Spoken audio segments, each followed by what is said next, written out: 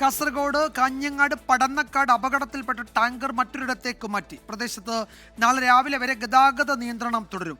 വൈദ്യുതി ബന്ധവും നാളെ മാത്രമേ പുനഃസ്ഥാപിക്കൂ. അരുൺ പാറയ്ക്കൽ കാസർഗോഡ് നിന്ന് വിവരങ്ങൾ നൽകും. അരുൺ, ഈ മേഖലയിൽ ഏതാണ്ട് ഇന്നലെ മുതൽ തന്നെ വലിയ ആശങ്കയായിരുന്നു.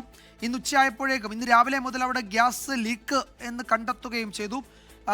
പിന്നീട് അത് നിയന്ത്രണ വിധേയമാക്കാൻ കഴിഞ്ഞിട്ടുണ്ട്. ആശങ്കാജനകമായ മണിക്കൂറുകൾ അവസാനിച്ചു എന്ന് വേണമെങ്കിൽ നമുക്ക് പറയാം ഇപ്പോഴല്ലേ? വിജയകുമാർ, അത് തന്നെയാണ്. ഈ ആശങ്ക ഇപ്പോൾ വേണ്ട എന്നാണ് ഫയർഫോഴ്സും പോലീസും ഒക്കെ പറയുന്നത്. ജില്ലാ ഭരണകൂടം ഇക്കാര്യം അറിയിച്ചിട്ടുണ്ട്.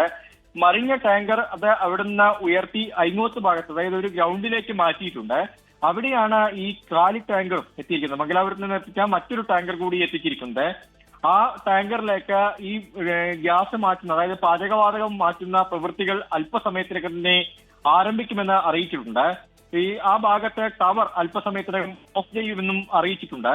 നിലവിൽ വൈദ്യുതി ബന്ധം നാളെ മാത്രമേ പുനഃസ്ഥാപിക്കൂ എന്നാണ് അറിയിച്ചിരിക്കുന്നത്. പുലർച്ചെ 4 മണിയാവും ഇത് മാറ്റുമ്പോൾ എന്നാണ് ഇപ്പോൾ നിലവിൽ വന്ന അറിയിപ്പിൽ നമുക്ക് മനസ്സിലാവുന്നത്.